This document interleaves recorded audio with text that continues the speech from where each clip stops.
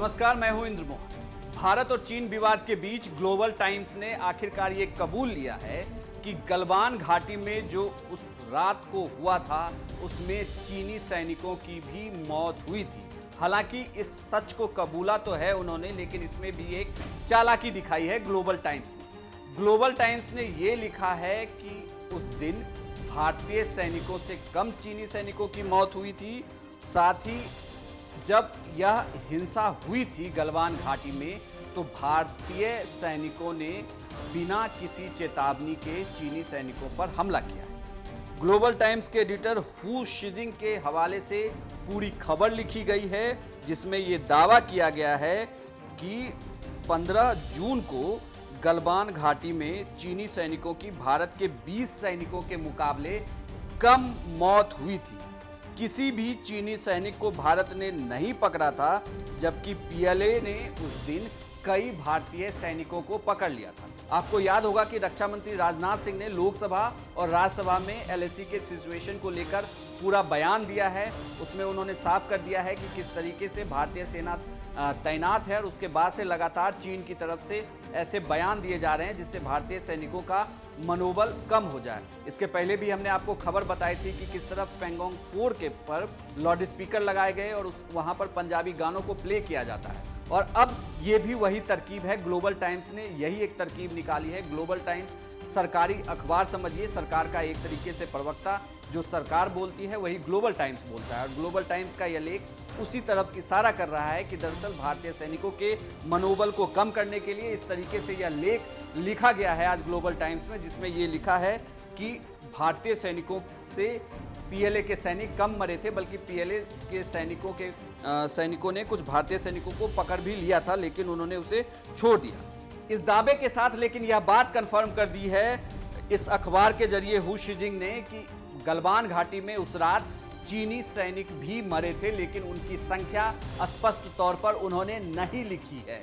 जबकि अभी तक चीन ये कहता रहा था कि गलवान घाटी की हिंसा में चीन के सैनिक नहीं मरे थे, लेकिन ग्लोबल टाइम्स में हू शिजिंग ने ये लिख दिया है कि उस रात चीनी सैनिक भी मरे थे, लेकिन उनकी संख्या का अंदाजा नहीं है। इसी ग्लोबल टाइम्स में हू शिजिंग ने यह भी लिखा है कि इसी पेंगोंग झील के इलाके में कुछ जो टॉप के इलाके हैं उस पर चीनी सैनिकों का कब्जा है, वहां से भारतीय सैनिकों को हटा दिया गया है। जबकि आपको बता दें कि लोकसभा और राज्यसभा में दिए बयान के अनुसार फिलहाल पेंगोंग के झील के नॉर्दर्न और साउदर्न दोनों जोन पर भारतीय सैनिकों की मजबूत पकड़ है, और लगातार भारतीय सैनिक टॉप पोजीशन पर बैठे हुए हैं।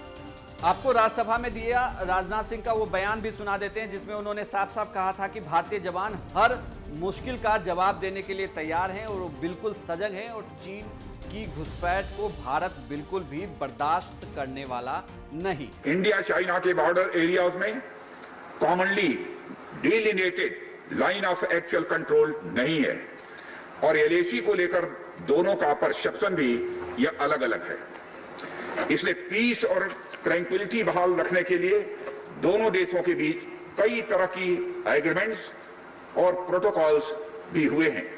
वर्ष 1993 और 1996 के समझौते में इस बात का जिक्र है कि एलएसी के पास दोनों देश अपनी सेनाओं की संख्या कम से कम रखेंगे। समझौते में यह भी है कि जब तक बाउंड्री इशू का पूर्ण समाधान नहीं होता है, तब तक एलएसी को स्ट्रिक्टली रेस्पेक्ट और एडहर किया जाएगा, और उसका उल्लंघन किसी भी सूरत में नहीं किया जाएगा। चाइनीज साइड की यह पोजीशन है कि स्थिति को एक जिम्मेदार ढंग से हैंडल किया जाना चाहिए, और द्विपक्षीय समझौतों एवं प्रोटोकॉल के अनुसार शांति एवं स्थिरता सुनिश्चित किया जाना चाहिए।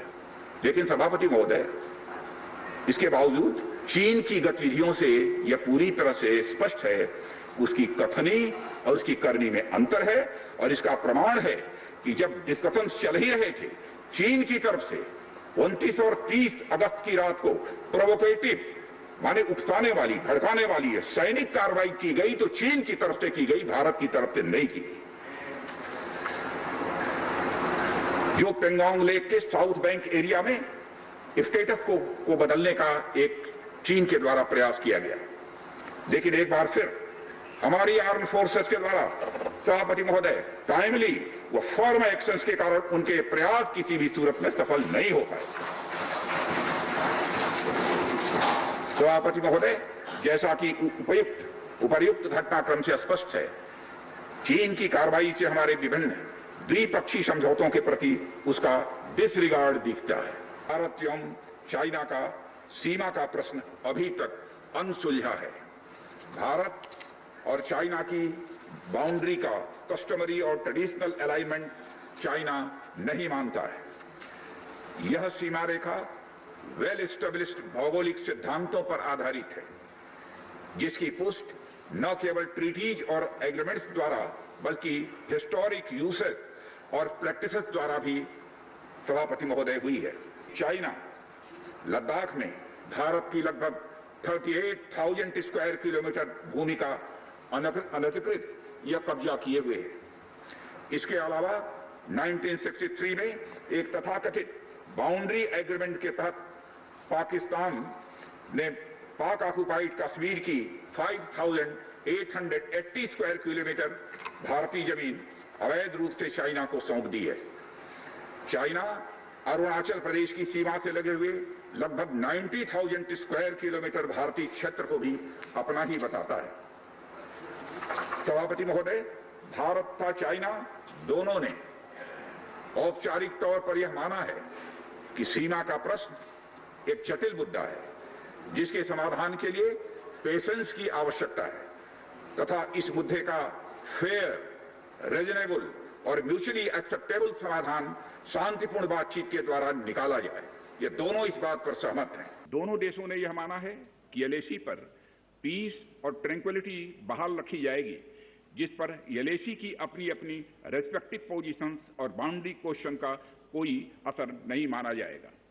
भारत का मानना है कि बाइलेटरल रिलेशंस को विकसित किया जा सकता है तथा साथ ही साथ बाउंड्री मुद्दे के समाधान के बारे में भी चर्चा की जा सकती है, परंतु एलएसी पर पीस और ट्रैंक्विलिटी में किसी भी प्रकार की गंभीर स्थिति का बाइलेटरल रिलेशंस पर निश्चित रूप से असर पड़ेगा। अप्रैल माह से ईस्टर्न लद्दाख की सीमा पर चाइना की सेनाओं की संख्या तथा उनके आर्मामेंट्स में काफी वृद्धि देखी गई है। मई महीने के प्रारंभ में चाइना ने गलवान घाटी क्षेत्र में हमारी ट्रूप्स के नॉर्मल ट्रेडिशनल पेट्रोलिंग पैटर्न में व्यवधान शुरू किया, जिसके कारण फेस ऑफ की स्थिति उत्पन्न हुई। ग्राउंड कमांडर्स द्वारा इस समस्या को सुलझाने के लिए विभिन्न समझौतों तथा प्रोटोकॉल के तहत वार्ता की जा रही थी। इसी बीच मई महीने के मध्य में चाइना द्वारा वेस्टर्न सेक्टर में कई स्थानों पर एलएसी पर ट्रांसग्रेशन करने की कोशिश की गई। इसमें कोंगकाला, गोगरा एंड पेंगोंग लेक का नॉर्थ बैंक शामिल है। इन कोशिशों को हमारी सेनाओं ने समय पर देख लिया तथा उसके लिए आवश्यक जवाबी कार्रवाई भी की है। अध्यक्ष महोदय, हमने चाइना को डिप्लोमेटिक तथा मिलिट्री चैनल्स के माध्यम से यह अवगत करा दिया कि इस प्रकार की गतिविधियां स्टेटस को यूनिलेटरली बदलने का प्रयास है और यह भी साफ कर दिया गया कि ये प्रयास हमें किसी भी सूरत में मंजूर नहीं है।